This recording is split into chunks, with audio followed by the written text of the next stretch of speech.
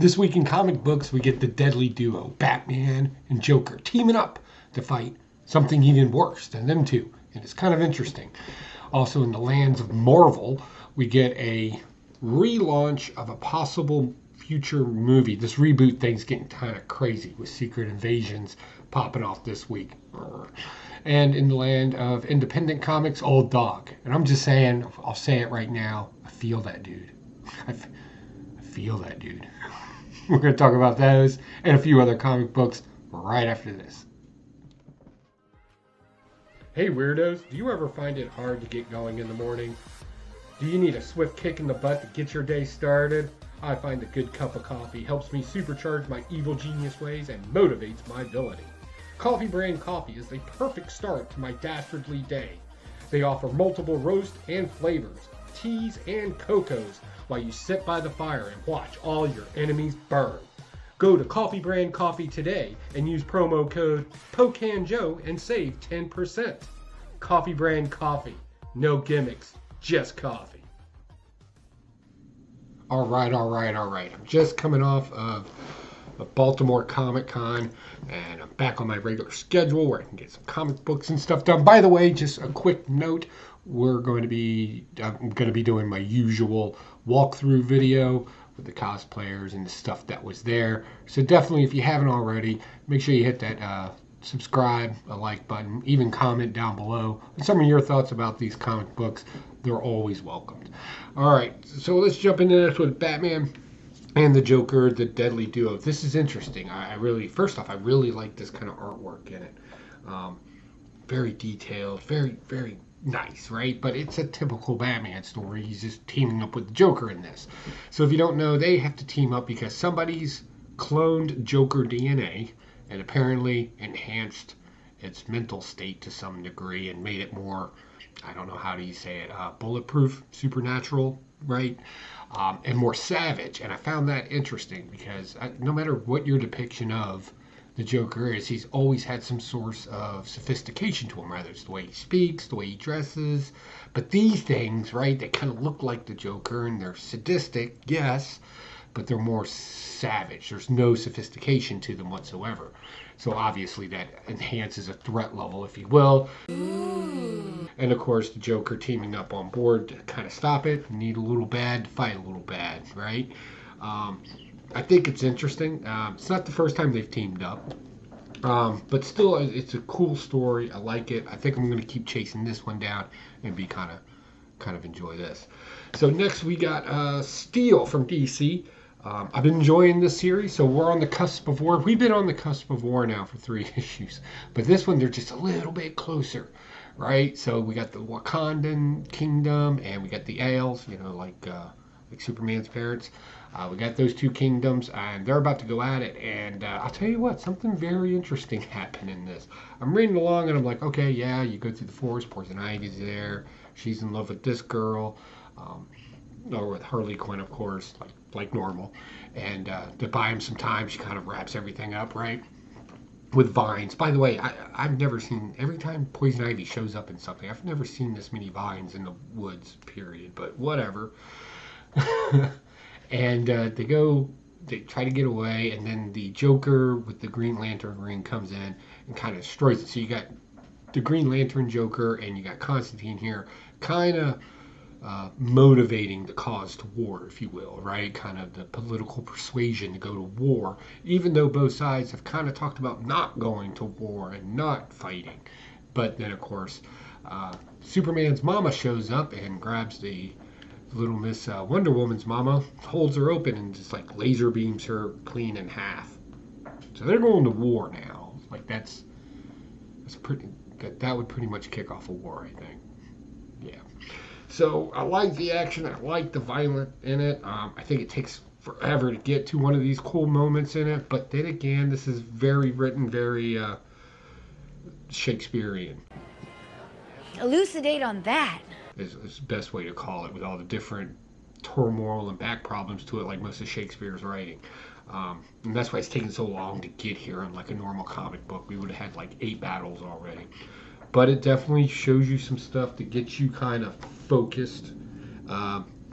Oliver Queen, the Green Arrow, and of course Black Canary finally meet, because their togetherness is consistent throughout comic books now, it seems like, which is good. So yeah, you got a lot of things that get compact in here, but it's mostly about relationships and then like a cool action moment, which is okay. Next, not pick of the week. This was, I don't know. So it almost seems like Marvel will do anything to get you to read something about from their new X-Men run. So we have this character here, Mrs. Harriet Domes, right? And she's basically not Poison Ivy, but Poison Ivy. She controls plants, stuff like that. So apparently she kidnaps Deadpool and puts a, not Carnage, but part of Carnage inside of him that kind of fester like aliens. Remember aliens, where you the mouth thing and puts you in your body and it pops out? Kind of the scenario going on here that she's got going on inside of him. But the whole while that this is going on, Deadpool gets hired by this super exclusive assassination society to go kill Doc Ock. Doesn't really tell us why. I'm assuming that's in some other X-Men title, I'm sure. Because they're a bunch of assassins. And there's like super elite. Why would they need Deadpool? Unless it was a setup. Maybe that's the big twist. I don't know. I hope I didn't give that away. Actually, that would be extremely predictable. But regardless, and then come to find out, him and the not Poison Ivy lady and Doc Ock are actually working together. Like, that was supposed to be a reveal. I don't much care for this. It's like you had one kind of slapstick comedy kind of guy in there giving his one-liners, and then like she would do it too, and it just seemed, I don't know, like too much. There's too much random humor going on for no reason whatsoever. I know that's bad. I need to become a nicer person, but not today.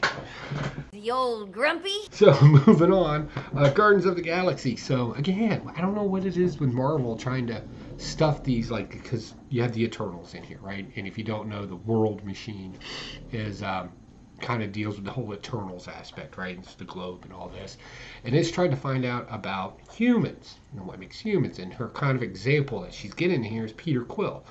And of course, each one of the members of the Guardians kind of get this interview time with her. And Peter Quill just doesn't get that kind of interaction with her because he's too busy, fighting a hand monster. It had an eye in the middle of it in the gym. They were trying to get the gem. And which is totally secondary, and this was no big deal. It was just something to kind of fill pages, I guess. But yeah, they're way too nice on humanity in this book. I'm just saying. I know everyone's eyes glaze over when I talk about this. I'm going to leave my review there. All right, next. Something I did like. I did like comic books this week, I swear. Tiger Division. I enjoyed this. So I think I probably would enjoy this on a different level than the normal person. So I lived in Korea for 2 years. So I know places like the Han River and things like that. And when you get a chance to actually dive into the history of Korea, it's actually very fascinating. Some references are brought up in here too about the Korean War, and yeah, it was kind of a thing. But the characters are generally engaging here. I think some of them have some weird powers that I don't understand, but that's okay, right? Like, we can enjoy that. And then, of course, you got a basic power set, Superman type character. I like these new characters. This is good. I enjoy it. Not a big fan of this particular cover, but it was the last one there. So that's what we ended up with. But luckily, the story was good. So yeah, I kind of enjoyed it. It was heartwarming. We got a little spooky mystery thing about the past going on. There was a reference to, it wasn't as bad as 92. I think, and I could be wrong, I don't think anything major happened in Korea, in Busan in 1992. 1592, there was a naval bombardment there. Yeah! From that war. So, I don't know if that's what they were talking about. Maybe. And also, there was this kind of weird thing. There was a ship that caught fire, went off course down the Han River, and somebody had said, one of the characters was like, somebody left their ramen on the stove too long. And I'm like, what kind of ramen are you cooking that would cause a fire? That stuff gets boiled in water, right? Like, it seems like that That wouldn't cause it. I don't know. I feel like we're going to have an experiment in evil air now. If we can get ramen noodles to start a fire. That would be interesting. All right. Anyway, we're moving on. But yeah, good book. I recommend this. This was pretty fun, pretty lighthearted, but still had some really cool connection to it. So definitely. Something else I didn't really much care for. Secret Invasion. We're going for a spy type movie here. We got the Skrulls invading, and we got Miss Hill. If you don't know, she was Nick Fury's assistant. Yeah, this was just it was boring. Like it. I don't want to say it was bad, because I know some people like this kind of storytelling. You know, where the mysterious creatures being something else. You know, like Thing. Remember that movie with Kurt Russell? That was a great movie. But this does not play off very well with it.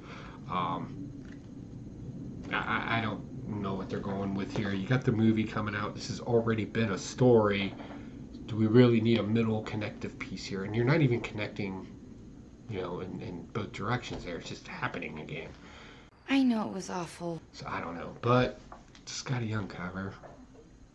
And I like being married, so I have to get it for my wife. All right, next. Punisher.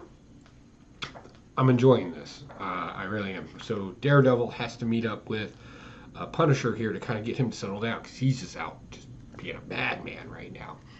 And he thinks, you know, being Catholic, he thinks that if he does an exorcism on Frank Castle here, Punisher, that he'll exorcise the beast from him, the beast being this new god that's kind of starting all this cultish stuff.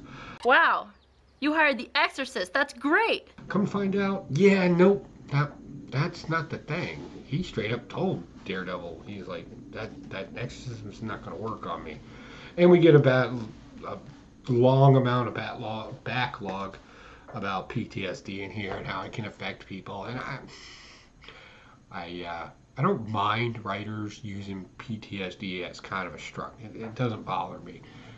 But to harp on it the way that you do is kind of, that's a whole nother thing. I thought it went a little too far with that, like sleeping out in the tent, and, you know, and not to say that there aren't some people that have PTSD that have these issues. I have no doubt. But I just don't like the depiction of it. It's a personal choice in this one, nothing professional or anything like that. It's just, I don't know. They spent too much time on it, I thought. I think that's the key there. But for the most part, it's a good story. And at the end, Ares is showing up because he wants his war. And he brought his friends along. And they're going to attack this whole beast cult thing. So that's going to get bloody. That's going to be a thing. All right. Next, we'll move on to Monsters of Metal. And the title's, it's like a peanut butter and jelly sandwich, right? The recipe's in the title. It's a bunch of monsters that are in a heavy metal band, and they're trying to keep the fact that they're monsters secret by, you know, over exaggerating the fact that they're monsters and thinking that's a stage performance. There's another rock band out there, Van Helsing, who just happens to be the great grandchild of Van Helsing. Doesn't really like monsters. So there's a battle there. Plus there's a whole nother group of monsters that are like, hey, we're supposed to be secret. Why are you doing this? They trying to make an attack too. As corny as all this sounds, this is funny. It's funny. I love the depiction of the monsters in it. I'm trying to find you a page that isn't it? Yeah, here we go. So yeah, fun art. You know, it's fun, and it's a pretty simple story. Not to say that it's simple in figuring it out or anything like that, but pretty baseline story. So I enjoyed this. This was You have a wide range of interests. fun. I don't think I'm going to be chasing it down or anything. I just thought it was a great one-off after a stack of comic books. Next, Old Dog. So Old Dog's got some super soldier serum metal, whatever that is. Loads of secrets, very high technology in here, more than the average agencies are being used.